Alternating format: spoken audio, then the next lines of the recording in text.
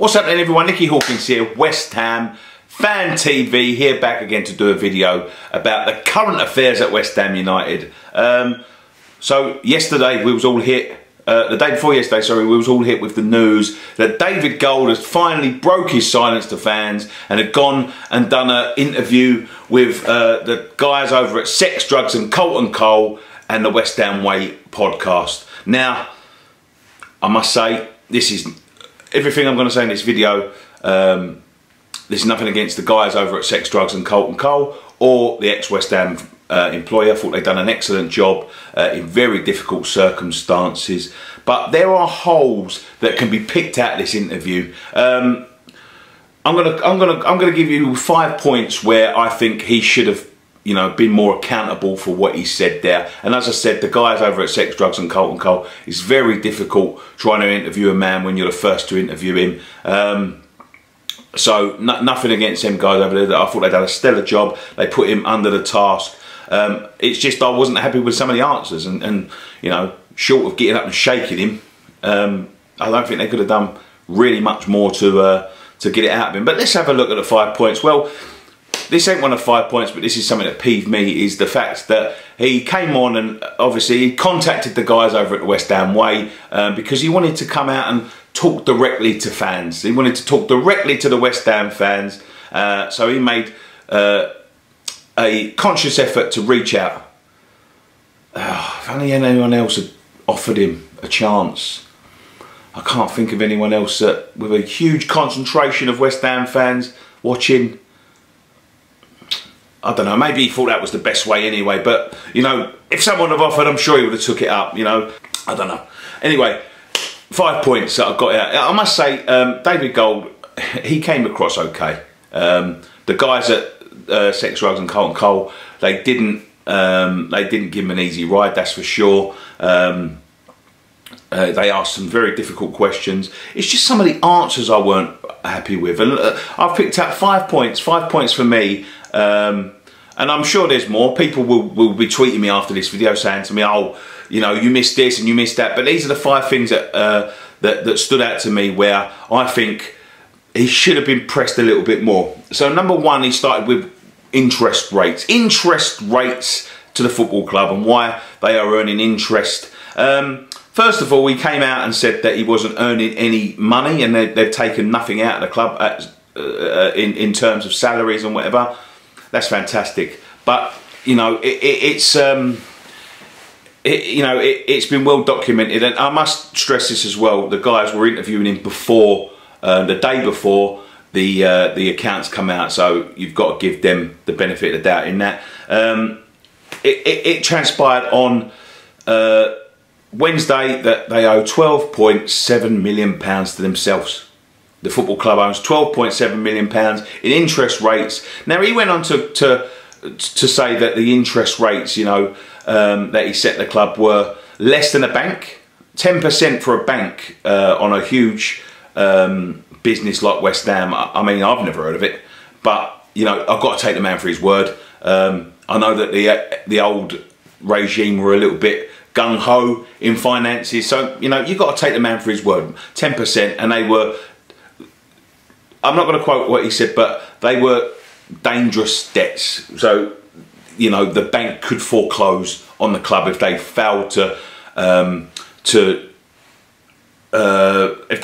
make the payments, which, you know, you don't want that. So they took money out of other businesses and other dividends and other things that they've got going on where they was earning 10.5%. This is David Gold. I'm not talking for Sullivan, I'm talking for David Gold. He was earning 10.5% interest, and what he did, he cleared the debt West Ham had with 10% interest and took 6 or 7 initially, and it's been reduced to 4. Now he was questioned, why don't you take 1%? Well, you know, why don't you take 2%? Why don't you take no percent? He said, because I'll be losing 9%. Now, see, that doesn't rub well with me really, because if you're going to own a football club, and I understand you cleared the debt, and I understand that, you know, you was in a lot of trouble, 10% sounds a lot for a bank. So I'd like that to be, you know, sort of investigated for once of all. I would have, you know, I would have probed a bit deeper with that. But to say that you're investing money and you're losing 9%, I mean, isn't the man rich enough as it is? Hasn't he just took a load of money out of Birmingham City for one, and doesn't he own Ann Summers? And he says he owes it to the people that, you know, the businesses and all that. Well, they must be his money, because, you know, no one in their right mind is going to let him take money out of Ann Summers, like, you know, shareholders going to say, yeah, go on, you can take my money, it was earning 10.5%, I have no vested interest in West Ham United, yeah, go and invest it in West Ham and clear their debts, we'll help them out. No way. So it must have been his money alone. Now, if you're not willing to invest your own money into a football club without taking the money out, I mean, what are you doing owning a football club? For one, you know, I understand that they saved us, and I understand that maybe they did, you know, stop the bank from foreclosing on us. That's brilliant. But this is 8 years now, and the debt has never been reduced. You know, we're talking about £100 million when they walked in the door. They're still talking about £100 million at the beginning of this season. It said that it was 80 million at, you know, at, a bit later on in the show, but I'm not sure why that is. I'm not sure why that is. Maybe I missed something. You know, maybe someone can correct me in the comments down below, but I'm not sure. You know, it seems like he sort of confirmed what I said all along, that we're skint. We've got no money. We've got no money to compete. Anyway, that brings us on nicely onto transfers. So number two, point number two, that out of this list of 5 things that I got from the interview was number 2, transfers. Why did we sell Andre Ayew and Jose Font? Jose Font especially, seeing as we let him go in February without a chance to replace him. Why did we sell Andre Ayew? Why didn't we sign William Carvalho? Now, the William Carvalho thing, I think he had a real stumble with that. He was getting confused. He's trying to say that we are taking transfer funds and, you know, we're carrying them over and all that. We've made profits in these transfer windows. You know, let's not forget that. And, you know, the money that we put away for Carvalho is then, you know, set aside, and we take that into the next one. And the boys pressed him brilliantly by saying, well, if that money was set aside, you know, is it then on top of the money that you were willing to give him? And he said, no, because it goes off to repaying the debt. What debt? £100 million worth of debt, which is still £100 million worth of debt. So he's not going to have to pay off any debt. And when he was pressed about Carvalho, he stumbled a little bit. I must admit, he stumbled a little bit. Will the money be carried over? Yes, no. Can't we sign him? Yes, no. Yes, no. Yes, no. When he was pressed about, you know, getting players in, and why didn't we you know, get, you know, the central midfielder? He chucked David Moyes under a bus. There's so many Davids involved, it's unbelievable. He chucked David Moyes in under the bus by saying, he said we'd be all right. He said we'd be okay. Well, David Moyes had just stepped foot in the door, and you've been there for 8 years, and you've seen we're not okay. You can see you know, the struggle. So it's down to you to turn around and go, no, David, look, there's funds here. Pick a player, and we'll go and get him. He admitted then that there was no place, no list of targets in the middle of December. Even though we'd failed to get Carvalho, he said that for some reason the deal was, you know, wasn't viable. When they tried to sign him in the summer, they valued him at 25 million. Sporting Lisbon valued him at 40 million. They was proved to be right in their valuation, because 25 million pounds was what Sporting ended up agreeing to. But it was no time to get him over for a medical. Now, I'm no transfer expert, but I'm pretty sure that you can get a man signed and sealed and delivered pending a medical. So you can agree the deal, you can get his papers signed. If he fails a medical, no deal, off. You know, a bit like a receipt at a shop. I'm pretty sure that is, you know, if you're buying someone and they're not fit for purpose, after you get them back, if I went up to the shop and bought a video player and I found out it didn't run videos properly, I could take it back and say, look, sorry. I'm pretty sure that transfers work that way. They you know, pending a medical, you can do things pending a medical. So that was a bit of a load of nonsense, to be quite honest with you. I'm not going to say lies, because you obviously don't like the word liar, but that was a bit of nonsense. Can we sign him now? No, something happened in between. I'll tell you what happened in between. David Sullivan started calling everyone a liar.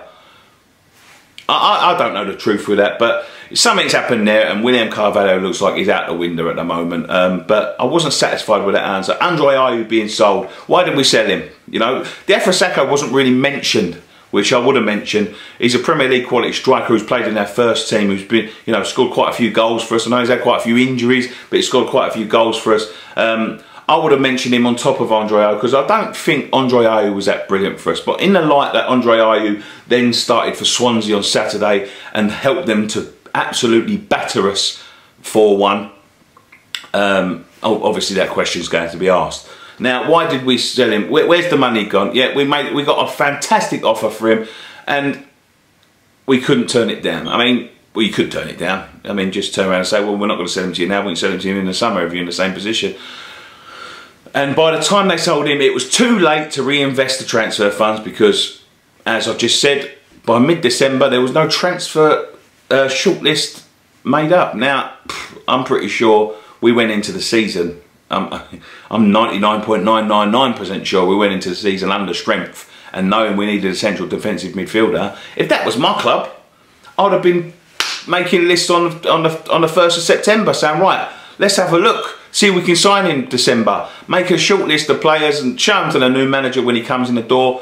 Do you like any of these? Is there anyone you'd like to add to this? That hadn't happened by the middle of December. Now, we all know that the Van Dijk deal for Liverpool, you know, that was rumbling on in the summer. What happened? 1st of January, that deal was already done. They knew they needed a centre-half. They went into, they missed out on him in the transfer window. They went and got Van Dijk. Why wasn't we doing the same? That's what my question would have been. Why are we leaving this so much to chance? Now, he said the Andre Ayew money, they didn't have enough time to spend not only the Andre Ayew money, but obviously the Diafra Sakho money as well, which ended up netting us a profit of 11 million quid for the season. Hugh Gill, Evra, that's it. We'll let Sakho, Ayew and Font go. Craziness. When questioned about Font, he said, oh, you know, we've got young Declan in there and Ogbonna and Reed and obviously Ginge. We thought we had enough. I mean, you only have to look at the previous seasons that you've been here, David. Roger Johnson, do you remember him? Roger Johnson? Why did we have Roger Johnson playing in a semi-final of a League Cup? Because we were short. Reedy, he hasn't got the most impressive injury record. He was just coming back. It was his first game back since injury on Saturday. Ginge. Now, Ginge, I'll put him in the team all day long over anyone. But he's 34, 33, 34. You're not going to get, you know, you can't expect him to be weighted with playing week in, week out without at least getting a niggle. Declan, brilliant. Declan Rice, I love Declan Rice. I think he's absolutely fantastic. But he's 19 and he's a little bit green. He's still learning the game. Is it fair to be chucking this kid in with all this responsibility week in, week out because we decided to sell a very experienced centre-half? I don't think so. I think he should, you know, if it's more comfortable circumstances, no problem. You know, when mistakes ain't going to cost you the world, no problem. But Declan is just getting chucked into the deep end a little bit. And Angelo's probably going to be our, you know, our #1 centre-back.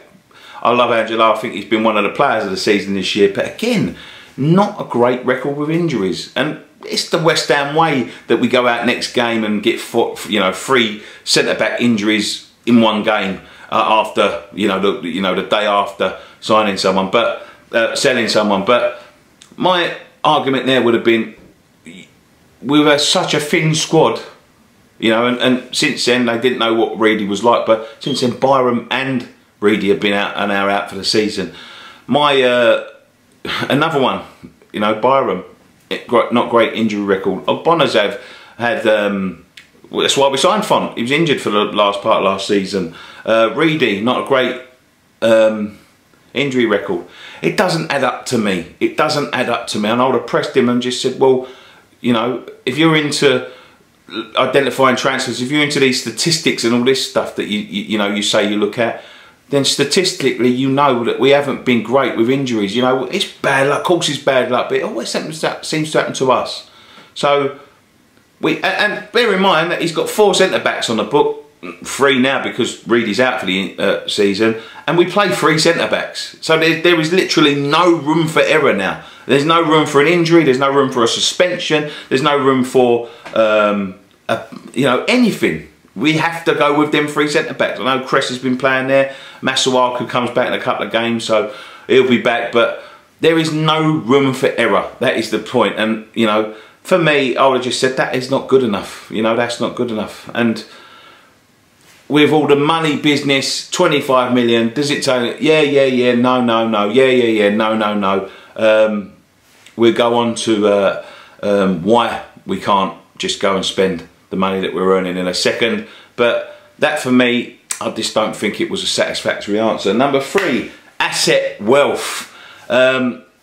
Basically, in a nutshell, we just put it down to, you know, we're skint. You know, we haven't got the money to go out and buy these players. Everything that we earn goes into paying the debt off, and then if we need to buy players, we have to then increase the debt. I mean, no mention of no Sky money or anything like that. They haven't got the money to pump into the club. Like, quite simply, I know the last 2 points were rumbled on, but if you have got no money to take us forward, then get out. You know, he did say, like, in fairness to him, and he was pushed. You know, if a magnificent offer come along,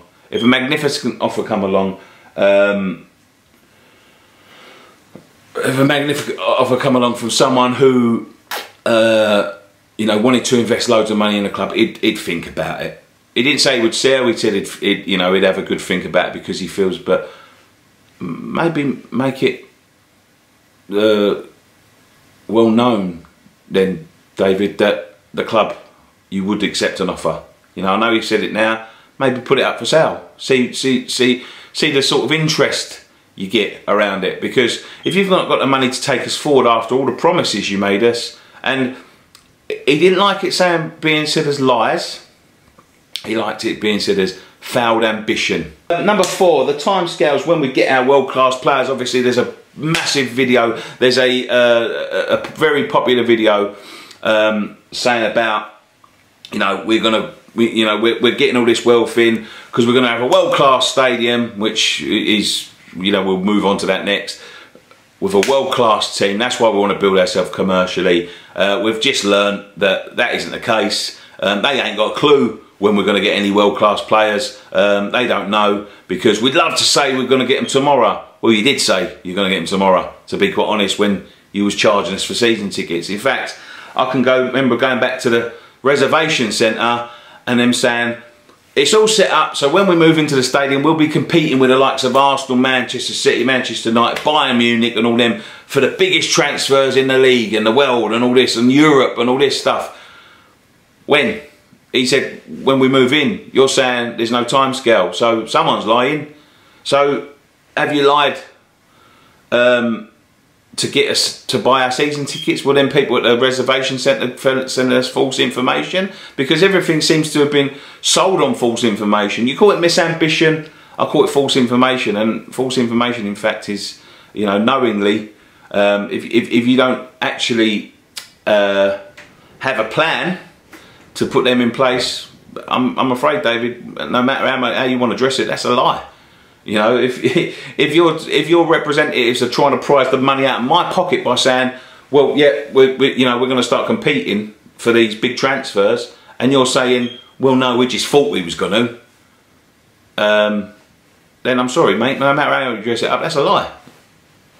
You know, think of that what you will. He also did say something about, you know, the next thing is the stadium, and you know, going back to the reservation centre again, a load of plans that were released for the stadium. He's, you know, he sold us a dream. Look at this, look at this. He said something like, he's got a famous video, of course, saying, you know, the seats can't be in, we can't move to the Olympic Stadium if the seats were any further away than this. And what's this, 20 yards? Well, he then went on and said, well, he was led to believe that they would be that close. Now, listen, if I owned a business and I owned a football club, not a business, a football club, they want to say they ain't businessmen, but, you know, David Sullivan, I'm not going to mention Sullivan too much because, you know, obviously David Gold can't talk for David Sullivan. Let's go back to point number 1, interest rates. Why can't you take 1%? Because I've been losing 9% for my business.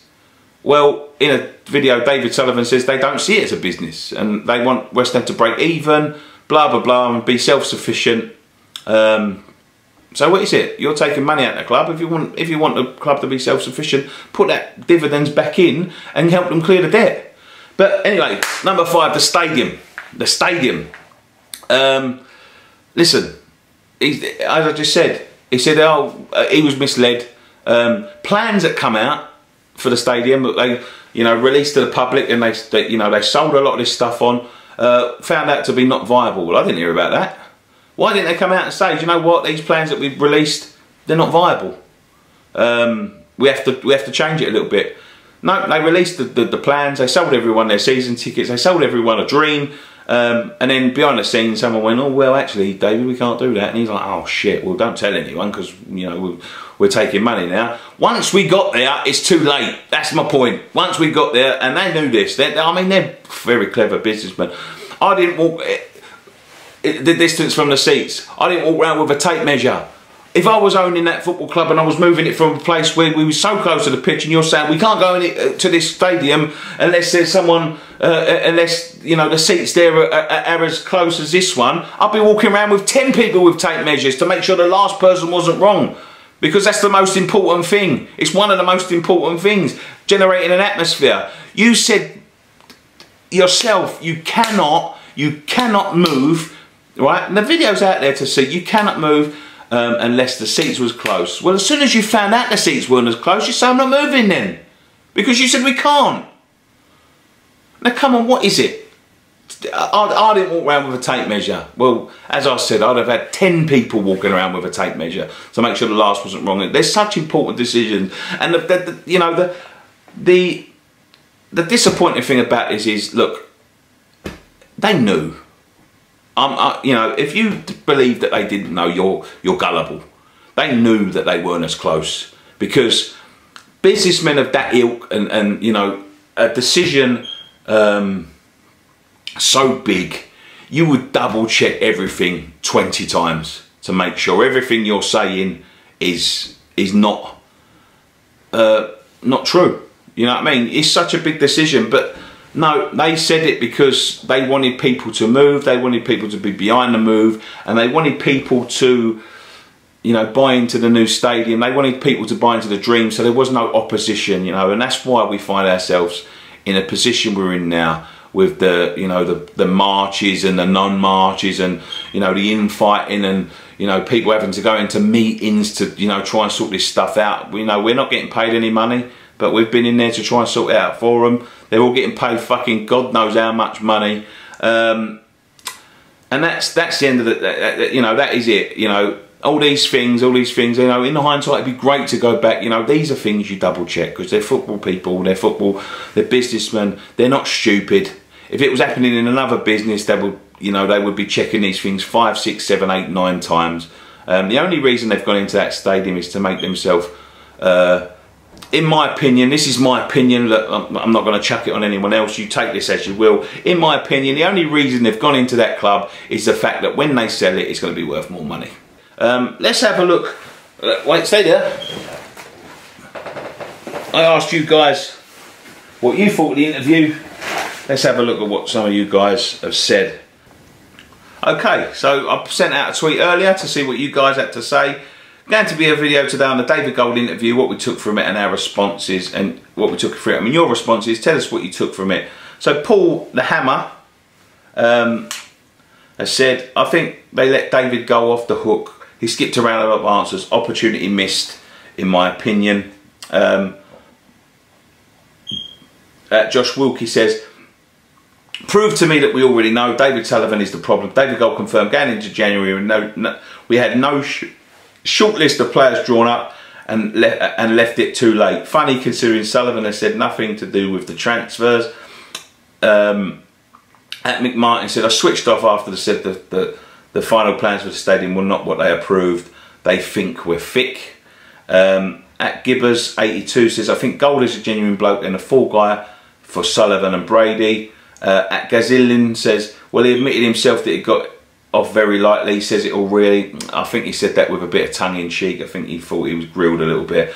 At All Sports View, says, stadium won't change. The club is still skint despite 17th highest turnover in the world. We're only after £25 million value players. They aren't rich enough to help us succeed. Despairingly, we'll be owned by 2 middle-aged women and 2 boys. The accounts reveal more than DG. Damning, really. Adrup James says that we're skint and we'll never move to the next level with them as our board. Player sales go straight into paying back debt. Alf Gasparo said it was a really good interview, but why indeed he may be a fan. He was also giving very business-like answers. The loan should be have been rewarded. That they aren't making as much money from their investment in West Ham as they would from other areas. They didn't discuss the social media side and smearing of fans or lies or whatever anyone might interpret it as. Whilst he spoke on certain points, overall I just thought most of these issues should have been dealt with before or as soon as we got the stadium. They failed. I thought he came across as being sincere in certain regards, but also thought that the aspirations they've filled us with in moving from Upton Park have made us in a relatively worse situation, and they don't think they have the wealth to take us to that next level they spoke of. Also about spending, I think it's a long comment, also about spending money on transfers, etc. And he defended it by stating it was about managing the debt. Totally understandable, but all that means is that they are maintaining the club debt so they can continue to earn money from it. Look, these are just the, the general consensus from what's coming out from the public.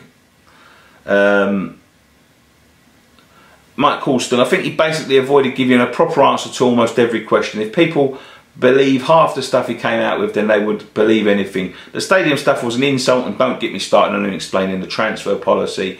Josh Franklin says that we are in big trouble when he is completely deluded and shouldn't be anywhere near him running our football club. Very sad days at West Ham. Ollie J22OP8 says the guys tried really hard to ask good questions, and I must echo them sentiment as well. I thought they'd done a really good job. I feel a finance person like an accountant and banker should have covered the financial parts, and that would have grilled them far more. Not a negative on the hosts at all. Josh Kuzel says just another part of the PR program, but in place by the board to get fans off their backs. Confirms that they knew the stadium was not fit for football, and they will never invest meaningful money into the squad. Graham Buckle just says simply, when his lips moved, I believe that's when it became hard to believe. Chav Corner says, no question around their short-term transfer policy. Over the hill loanees, player churn, basically the fact that they're ticking us over with no long-term strategy. Mick Martini says, what a wasted opportunity. He should have been grilled for some of these answers. Look, it's easy to say that in hindsight. Johnny Today says the stadium was always going to be poor, but sod the law fans, like it or lump it.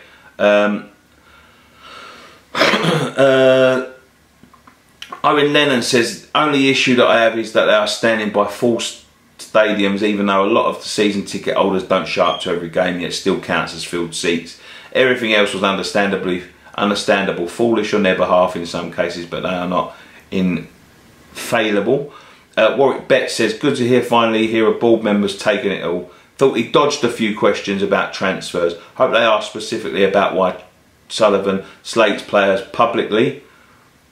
Steve Hill says, sounds to me that we're all going to have an awful lot of money to spend in the summer with all the players we've sold and the money we didn't spend in the likes of Carvalho. Got to pay around 60 million. Yeah, right. And Longoram replied with that was £60 he meant.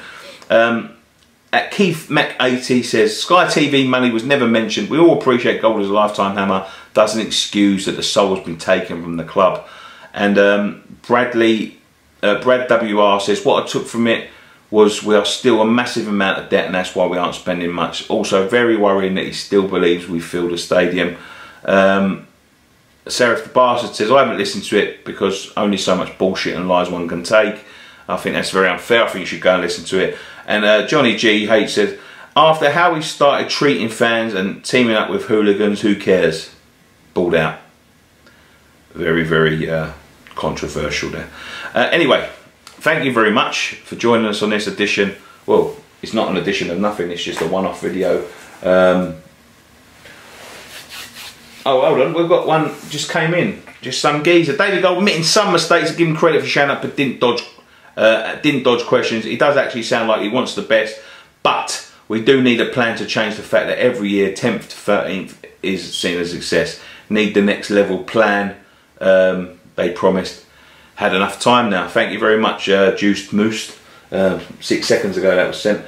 But thank you very much for joining us on this video. I hope you found it interesting. I hope you found it... Look, it's my opinion. If you've got a different opinion, please leave it in the comment section down below. As I said before, and I don't want to get into another Twitter row with anyone. I'm not having a dig at the hosts. I'm not having a dig at X or Kev or Dave. You know, I thought they'd done a marvellous job with the information they had. And as I said, it would always be hard to...